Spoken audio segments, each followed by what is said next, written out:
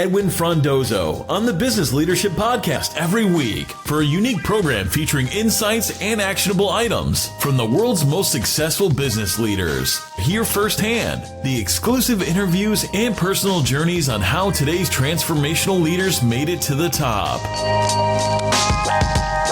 Hey everybody, it's Edwin, and thank you for joining me for another episode of the Business Leadership Podcast, episode 22, and I'm excited to share the conversation I had with Erin Bury. Had the opportunity to sit down with one of Marketing Magazine's top 30 under 30. She is a marketer, former technology journalist, and startup enthusiast. Erin is currently the marketing director at 88, a creative communications agency that's worked with brands including Sony Pictures Television, Torstar, Yellow Pages, PayPal, as well as other countless startups. Erin was formerly the managing director at startup publication BetaKit and the director of communications at Sprouter, which was acquired by Postmedia in 2011. During our time together, we talked about many topics including growing, managing 88, building a personal brand, her love of wine, and including hosting a podcast. But before getting started, I wanted to send a thank you to my media partners, IT World Canada, for the support of the podcast. Now enjoy the show. Hey, Erin, welcome to the Business Leadership Podcast. Thank you, and thank you so much for having me. I appreciate your time. First off, can you please introduce yourself to the listeners? Tell us who Erin is, what you like to do when you're not growing businesses or leading companies. My name is Erin Bury. I am an entrepreneur and a small business owner. I've worked in the startups and marketing space for the past decade. And when I am not starting and growing businesses, I enjoy eating pizza and spending time in Prince Edward County at my vacation home and traveling. I'm actually going to California on Sunday for a conference and then to Napa Valley to sip wine. So I will be in my happy place when I'm holding a glass of wine with the sun shining down on me. Oh, I'm so jealous, and I'm sure everyone listening is jealous right now. And Prince Edward County, I know that's something close to your heart. We'll definitely get into that as well more, but why don't we just start off with your day job? Tell us more about 88, your current role, and what's your current goal for the organization? Where do you set your sights on right now? For sure. So 88 is a communications agency, and we focus on branding and storytelling for tech companies and lifestyle brands. So my personal passion is startups and tech companies and helping entrepreneurs grow their businesses. And 88 is itself a startup. We're 14 people. We have a team of graphic designers, digital marketers, and PR pros, and we're based at Queen and Spadina in Toronto. So my role is really leading the team and helping out with everything from managing people to new business to branding and managing the agency to replacing the toilet paper. And today, as you've seen, the light bulb in our bathroom, because currently it is burnt out and people have to go in there with their flashlight. So that's what happens when you're a startup, folks. And it's definitely a skill needed to use the bathroom, apparently, in the dark. Definitely. I mean, you mentioned that you've grown now to 14. I'd love you just to find out more about how it's grown since its launching, some of the successes, some of the challenges that you've gone through, leading a startup, leading a very competitive market as well. For sure. So I think, agencies are a dime a dozen, marketing consultants and freelancers are a dime a dozen. And the only thing that really sets each one apart is their people. And so we're really fortunate at 88 to have a team of extremely smart, curious, awesome people who I'm proud to call almost a family. I love them so much. Even when people move on, they're part of this larger 88 family. And, it really did start with one person. I actually didn't start 88. I came in when it was 3 or 4 people. And it was started accidentally as a business unit of a software company, and the owners kind of realized they had this thing on their hands that they didn't know what to do with, and so brought me in to kind of build it and shape it and turn it into a business of its own. And so there were lots of challenges along the way, like there are for every startup. I think the biggest one, the challenge with any agency is attracting the right types of clients, the ones that get you excited about the work that you're doing, the ones that are a match for the skill set of your team. And then, making sure that those clients are happy while still making sure that you're filling the pipeline of new business. Agencies are often cyclical where you'll be working on a project and then something wraps up and you'll need to bring something else in to replace that revenue. And so it can be, it's kind of keeping your eye on what's happening today, making sure that the work that's being done right now is amazing and that clients are happy while still keeping an eye on the next 3 months, the next 6 months, the next 9 months, so that you're not in a position where projects wrap up and all of a sudden you can't make payroll. So I think that's the challenge of every agency owner. And I've been really fortunate to work with an agency consultant named Carl Sakis, who has really acted as a business coach and helped us with everything from how to fill our new business pipeline to how to, manage client expectations and how to implement internal processes to make sure things flow smoothly. So my secret to success is definitely having someone smarter than me who's worked with other agencies and knows how to advise them along the way. But definitely that's one of the biggest challenges I've faced. You're managing, you're juggling, you're doing everything, and probably trying to make it look simple as well when you're leading a team, when you're talking to clients. Tell me more about how you engaged with his name was Carl, the business coach. Was it something someone told you to do, or did he approach you? How did this relationship come about? Well, I think, I forget who said the quote that every great entrepreneur or business person knows that they have to surround themselves with people that are smarter than them. And that's certainly the case with Carl. I know what my own strengths are. I know that I'm a great storyteller and writer.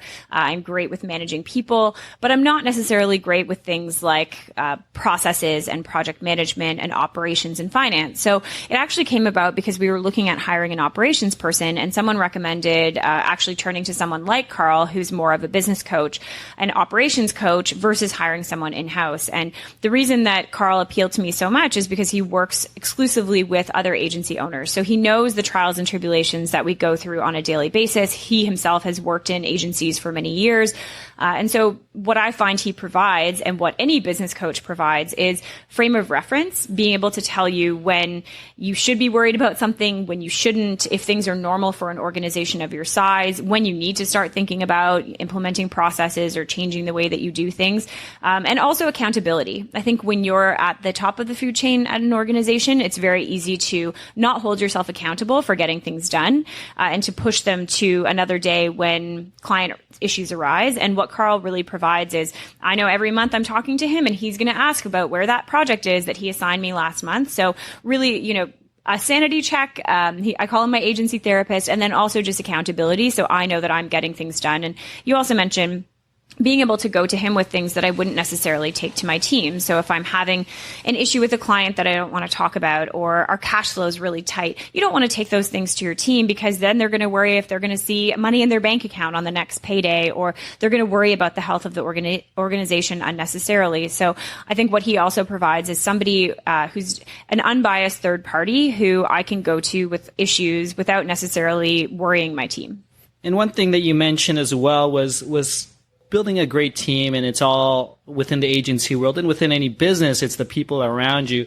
I'd love for you to share how you've been successful at attracting the right people and retaining them. Absolutely. So I think we have two kind of mottos that we live by at 88. The first is don't say no unless you can think of a really good reason. And the second is treat people like adults. And those two things have really helped us create a culture where people are empowered and feel like there aren't unnecessary things in place, a ton of rules and red tape and processes that don't really have any bearing on the success of their role. So I think that's helped us to build a really great culture. A couple examples of that, people really wanted work from home days. And so we now have work from home days. People wanted to be able to work from their cottage for a week. So they now do that. Someone suggested summer hours. And so now every Friday in the summer, we leave at 1 p.m. And I think really making people feel like their feedback is heard and like they're being listened to, and that they're not unnecessarily shot down or arbitrarily shot down when they suggest something, has allowed us to build a culture where people feel really part of a team that actually cares. And then the second thing I think that has helped us attract really great people is just the focus that we've put on building 88's brand in the community. So I'm not a natural salesperson. I'm terrible at cold calling. I've never done it, never will. And so for me, how we've grown 88's profile in the community and how we've attracted clients is always through things like speaking engagements and creative campaigns and content. And I think that's really helped us to attract people. Our primary goal was obviously to build a brand for ourselves and to attract clients, but it also achieved the secondary goal of building a name for ourselves in the community and attracting really great candidates and talent. And so we've never had any shortage of people who have wanted to work at 88, which is really great. Our biggest challenge has been hiring for very specific roles. So for example, hiring for graphic designers where it's a very specific skill set, or hiring for a project manager, which we're doing right now and is proving to be very difficult. But yeah, I think attracting talent has never been a problem for us. It's just been finding people that are the right fit for 88. We're a very, very tight-knit team. We have a very specific culture. And so, you really have to hire for culture fit as much as you do for skills fit. I was listening to a podcast recently with Reed Hastings from Netflix, and he said, the mark of a great leader is someone who knows that you have to take culture fit into account more than skills when you're hiring for a role if you're trying to build an innovative, forward-thinking organization. So that's really my challenge, is not attracting the right type of talent. It's attracting the right kind of culture fit. The one thing I really loved was having those two models. Was that something within your culture, or did that evolve with people within the organization? Great question. So I've worked in startups for most of my career, but I did have a brief stint working at a Fortune 500 company after a startup I was working at was acquired.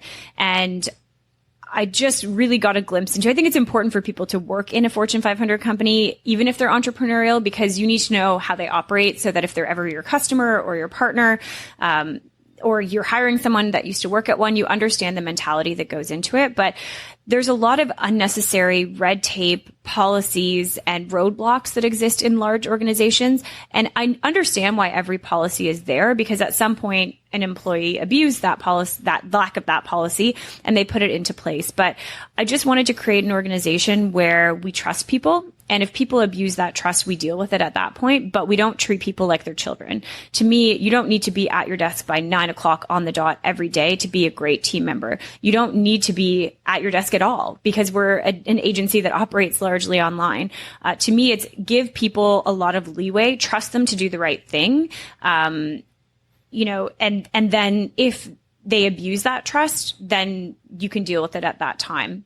And we certainly do have policies. I mean, we have, set vacation time, and we have, how many sick days you can take. And just like every company, we have the basic policies in place. But I think for most things, it's just use your judgment. Zappos, Tony Hsieh, is famous for being a leader who empowered even the most junior employees in his call center to use their best judgment. And he famously, told a customer of his or an investor to call the call center and order a pizza. And the employee actually did it because they were empowered to actually make their own call on something. And I think that's really what we try to abide by here. And it was definitely a conscious decision from day one, but it's evolved over time and only gotten stronger, because there hasn't been an occasion where I've had to revoke someone's privilege or change a policy because someone was abusing it. And I think that's just because of that trust that we place in people. I want to move on to who you are as a professional. I mean, you're definitely deep within the startup culture. You're a marketing expert. You're a leader. You've spoken across North America. You're a published author. I think you're on a news clip as well every week, a weekly news clip. So I'm curious to know, if you were to start an agency today and knowing what you know, where would you start? Where would you build the business? It's a great question. I mean, I think 88, again, it wasn't a business that I started from day one. It was something that I came in and molded and shaped from a place that was already quite established, or at least partly established. So I think if I was starting a business tomorrow, I would look at where the biggest skills gaps are and where my biggest passion was. I think that cliche saying of you won't work a day in your life if you do something you're passionate about, it sounds stupid, but it's actually true. And I know this because now I am doing something every day that doesn't feel like work and that I really love. So I think my the thing that I'm passionate about first and foremost is helping entrepreneurs, whether that's helping them with marketing or just talking through a challenge they have, or seeing them achieve a dream of being in a certain media outlet or speaking at a certain event. So I think the biggest skill gaps that I see for entrepreneurs are in PR and personal branding.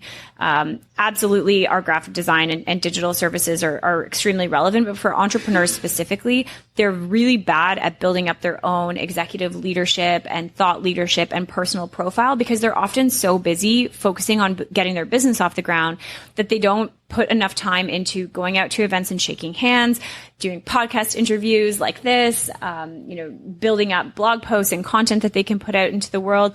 And I think especially if you're a B2B business and you're not selling direct to consumer, the only thing that's going to raise your profile in the community is becoming a thought leader and becoming an expert. So I think that's what I would really focus on if I was starting the business again tomorrow. And it's something that we're actually incorporating into our services. So we just launched a personal branding package for the first time. So entrepreneurs or business people who are looking to actually get their own name out there can get a bit of help with it. And what I've found is that building your own personal brand actually helps your business exponentially in the long term. You rattled off a bunch of lovely things that I've been fortunate enough to do over the course of my career, and all of those things have really helped to build my personal brand. But they've also infinitely helped my business. Whether it's someone seeing me speak at an event and wanting to hire 88, whether it's someone reading an article of mine and reaching out to someone on our team, there's always a benefit to the business to focusing on raising your own personal profile, and it's something that I encourage every entrepreneur or even business leader to focus on is building their own brand. So convoluted answer to your question, but definitely personal branding and PR for sure. I love it. I love how not only did you answer it, but it seemed to be something that you're actually launching today. So it almost went that. So one tip, I guess, for the entrepreneurs that are listening, or the executives that are listening, what would be the number one first thing you would tell them to do to start that personal brand? Like what's the lowest hanging fruit for them at this point? I think the lowest hanging fruit is figuring out what their niche topic is that they're going to own as their own area of expertise. So if you think about someone like Martha Stewart, she owns, home decor and cooking, and Virgin, Richard Branson owns kind of entrepreneurship and being risky, taking risks and being innovative. You can't necessarily own that giant umbrella topic as a new personal brand. So it's all about finding what that really niche subtopic is. So for example, I know people that own a VR, virtual reality agency, and their area of expertise is VR marketing activations. And there are other people whose area of expertise is the blockchain and really owning that and writing books about it and writing articles about it. So the whole goal is to figure out what you're great at, what you're passionate about, and then find a niche topic that nobody else is talking about that you can kind of make your own and turn into your kind of your podium that you speak from. So that's kind of the lowest hanging fruit, is figuring out what that is and then going from there. And for them to find that, and maybe I'm even thinking for myself, right? So most likely, and correct me if I'm wrong, I'm probably going to look at my customer set and see where the big profits are, or even the similarities between my clients and what they look to me at. Yeah, I think there's a couple ways to figure out that niche. It's a matter of combining your skill set with strategically thinking about what people will want to be hearing about in the next, year, 2 years, 3 years. So for example, one of the talks that I give, and I have several talks that I give, but I think my larger personal brand is around small business marketing and helping entrepreneurs tell their stories and being kind of this tech savvy small business person. One of the talks that I give is on personal branding, which is really natural to me because I focus a lot of my own efforts on personal branding. So it's something that I'm educated to talk about, that I have experience with, and that I'm passionate about. So it's a natural extension of that to actually officially make it part of my personal brand. But something where, I saw a lot of opportunity was chatbots. So we built a chatbot for the Toronto International Film Festival last year in partnership with an agency called TWG. And it allowed you to go on Facebook Messenger and chat back and forth with this robot film critic about which movie you should see at TIFF. And you could watch trailers. And it really made me fascinated about the potential for chatbots and how they're going to be automating everything from customer service to notifications and booking confirmations and things like that. So I realized that it's also a really hot topic. Publications are talking about it, and everyone's there's lots of rumblings about the future of chatbots and the potential for marketers. So I developed a talk around what chatbots or what marketers need to know about chatbots, and have started giving that at conferences and events and writing content about it. So my point is that's something that I didn't know a lot about, but that I really educated myself on and built a personal brand around, because I knew that everyone would be looking for that content and it would be a hot topic for the next couple of years. Whereas personal branding is something that's way more evergreen, that never goes out of style, that's been close to my heart for a long time. And so when you're trying to pick your niche topic, make sure it's something that you either are passionate about, know something about, or can learn something about, and that it's something you anticipate conference organizers, publications, and anyone else would actually really be excited to hear about in the next year. You touch upon leadership or executives or even yourself having that someone to bounce things off, having that coach. I found out you had one of your key mentors was Sarah Prevet. So excuse me if I say her last name wrong. She's a serial entrepreneur. I think she was your former boss. So outside her being your former boss, what did you specifically learn from her, and what would you say her best leadership skills are? Great question. So, after I graduated journalism school, I spent about a year working at a PR agency and met Sarah through some mutual friends, and she hired me to be the community manager at her new startup. So I was employee number 2 at her entrepreneurial social network, and was tasked with, building up the audience from the ground.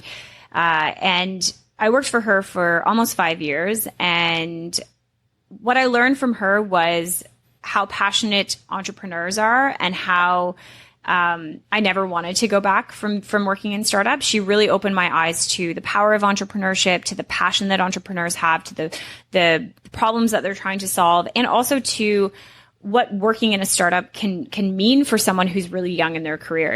I was at a larger organization previously where you kind of operate in this little box. You do these 5 things and don't do anything outside of those 5 things. Whereas startups are collaborative, and it's necessary to step outside of your comfort zone, because there were only 3 of us. And, other than the CEO and the developer, it was just me. So, you really had to kind of push yourself and learn new skills. Sarah also taught me a lot about compassion and building a team that you truly care about. All of the compassion that I have for my team, if they're going through a challenging time or if something's happening personally, it's all come from her. She always genuinely cared about us as people, not just as employees. And one specific example of that was, anytime there was a snowstorm or any kind of thunderstorm or but crazy storm predicted, she would always text us and make sure we had candles and supplies and water bottles just in case it went out. And she would make sure that we all knew to work from home and not to risk our lives by coming into the office in a snowstorm. And she always just made you feel like you weren't a number. And obviously we couldn't be a number. There was 3 of us, but, she always just made you feel like she cared about you as a person. And so it taught me a lot about the importance of caring about the people that you work with, which sounds like it should be obvious, but I think often, especially when you work in a large organization, employees can made to be feel like they're a number, like they don't matter, like they're replaceable. And I think she did a good job of making us feel like we mattered as people and as team members. I think she taught me to have big, hairy, audacious goals. We used to talk all the time about what could be and the potential and big ideas, and she really taught me to push the limits of what you think you can do. So, for example, we were acquired by Postmedia, and as a part of that, we launched BetaKit, the startup publication. And because of my journalism background, I, took on the role of managing editor there. And I had a lot of doubts. Can we launch this publication? Will people want to read it? We were monetizing through market research reports on emerging technology, and I was tasked with writing them, 100-page research reports on technology. And I said to her, there's no way that I can do this. I don't know how to write a market research report. And she said, you'll figure it out. She always trusted me more than I trusted myself. And she was right. BetaKit became this really successful publication that's still very active today. The market research reports got done and were great. And we were selling them into, strategy officers at big agencies and companies. So, I think she taught me to trust in yourself, to push yourself, and to dream big and take risks when you are building a business. Oh, that's huge. And really having that early mentor, early boss who really gave you that confidence and that trust to just run with it, and it's okay to make mistakes.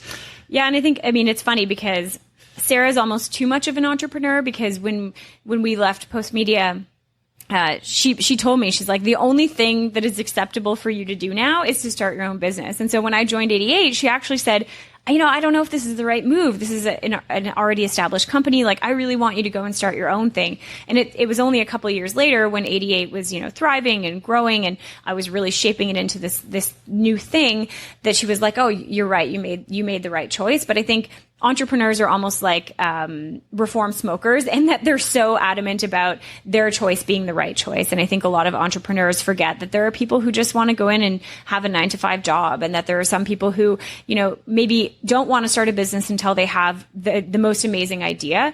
And so for Sarah, it was definitely, she always pushed me to become an entrepreneur, which I appreciated, but it's not always the right choice. For me, it was the right choice to join 88, and it was only recently when I embarked on becoming an entrepreneur for the first time.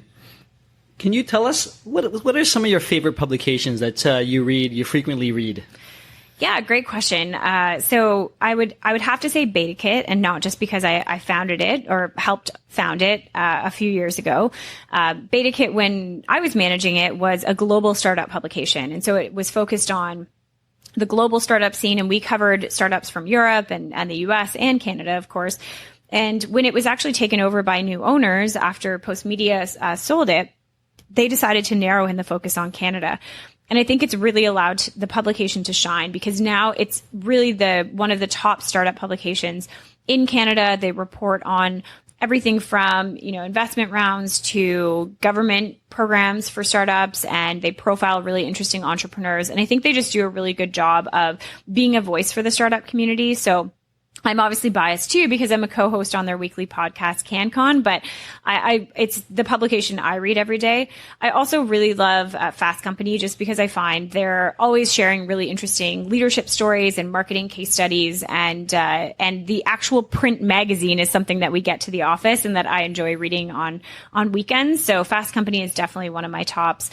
And then Inc. magazine is another one that I really love, because I'm, again, addicted to entrepreneurship and reading about entrepreneurs and their success stories. So it's one that I take home as well. And you just mentioned the podcast CanCon. I've heard it. Can you tell us more about it, when we hear it? And I think it's a little different format, if I'm correct. Yeah. So CanCon is a podcast about technology from a Canadian perspective. So it's not always about Canadian tech. It's sometimes about things like, the Uber HR crisis in the States, or what's happening with Trump's travel ban, but it always affects Canadians and people building businesses in Canada, or people who are interested in technology. So it's released, I believe, every Monday on iTunes or wherever you get your podcasts. And it's a panel of 4 of us. So I lend kind of the marketing voice to the podcast. There's someone who's really well-versed on mobile technology, another person who's really kind of well-versed in development and IT stuff. So it's just a kind of mix of voices talking about technology. And if you are interested in the startup world and getting your feet wet there, it's kind of a good way to get initiated.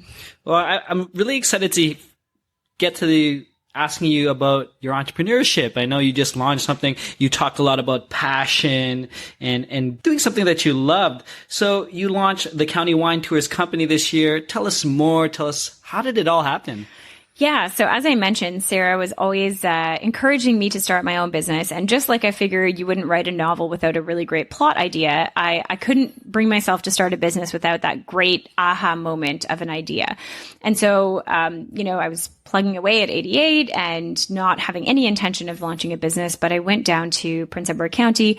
My dad actually lives there, so I would go down a few times a year and head around to all the wineries, because as I told you at the beginning of the podcast, my favorite thing to do in my downtime is to drink a glass of wine. So we were going around to all of the wineries in the area, because it is a really up-and-coming wine region in Ontario, and we noticed that there was only stretched limousines driving people around for wine tours, and we thought, this could be a business idea, because in Niagara Falls, they have a really popular bicycle wine tour company, but there was nothing that existed in the area in PEC. So my 2 girlfriends and I, who they were both in marketing, we actually met working at a PR agency. We said, if we don't do this, somebody else will. So we decided to launch a bicycle wine tour company called the County Wine Tours, and we launched it in May of this year. And so we've been doing tours for about 2 months now, and we're really booked up this summer. So it turns out there is a lot of demand for cycling tours in the area. We just launched brewery tours, and it's totally not tech related, but it's been such an amazing experience because I didn't start 88 from the ground up. I didn't sign those incorporation papers and open the bank account and do all of those things that you do at the beginning of a business. And so I've always felt like a bit of a fraud when people say, oh, you're an entrepreneur, because I never truly have been one. And so now I'm proud to say that, I've signed those papers, I've opened that bank account, and now I'm building a business. And it's been an amazing experience, especially because my dad and my stepmom are the tour operators. So I feel like it's a family business. I'm working with friends, and it's in an area that I'm passionate about, both geographically and the industry, wine. So yeah, it's been really fun. I'm curious, what's next now for Erin? Like, what do you see yourself getting into now? Great question. I mean, I think to me, the evolution of your career is all about process of elimination. You might not know where you're going, but you know what you don't want to do. And I know for me, I'll never work at a Fortune 500 company again. I know that entrepreneurship and startups is the path that I've chosen, and it's what's right for me. And so I can't say what I'll be doing in 5 or 10 years. I know I'll have a glass of wine in my hand regardless of what it is, but I imagine it will have something to do with helping entrepreneurs tell their story, building businesses, and hopefully getting to work with an amazing team. But you'll have to come back in 5 years to find out. Oh, definitely. And we'll definitely have you on in 5 years. Having a blast, Erin. Again, I appreciate your time and just to sit down with us, share your thoughts, share your leadership. Love to get some final thoughts, any observations, some actionable recommendations to people who are listening out there, whether they're looking to start an agency or they're growing their team or even looking for a passion or their personal branding. Anything you could share? Yeah. So I think, for me, a few simple takeaways would be the personal branding side of it. Really sitting down and thinking about what you love doing and what resonates with your skill set. So do you love speaking in front of groups of people? Do you love leading workshops or training sessions? Do you love attending events and shaking hands? Figure out what's a fit with your skill set and that niche topic, and then start creating content, whether that's presentations, articles, videos, Twitter chats. I don't care what it is. Start creating content and start building a brand for yourself around that topic, because it will help you build your network. It will help you source opportunities, and it'll help you stand out from everyone else. The second thing I would say is I encourage people to find a mentor and also give back. So everyone, you might have a mentor if you're listening. If you don't, there are really great programs like Mentor Exchange through the American Marketing Association and platforms like 10,000 Coffees that allow you to sync up with people in your industry. And then also give back. I'm an advisor to Next Canada and all of their young entrepreneurs, and I'm on the advisory board for a couple startups, and I do office hours every week where I sit down with people who are looking for advice or just to pick my brain on marketing and startups. And I think it's really important. When I was starting out in my career, everyone who I asked to meet with me said yes, without fail. Everyone in the startup community is so open to giving back because they know that they owe it back to the people who are coming after them. And I think that's very unique to the startup industry. And so I encourage anyone listening to not only find their own mentor and find those people who can be a voice of reason for them and a kind of guiding light in their career, but also to give time back to the people who are coming after them. That's great. So to close, Erin, can you just share with the listeners how they could find out more information about you, the County Wine Tours, 88, anything that you have up your sleeve? For sure. So I'm at Erin Bury on Twitter, so you can always interact with me there. 88, we're 88agency.com, all spelled out.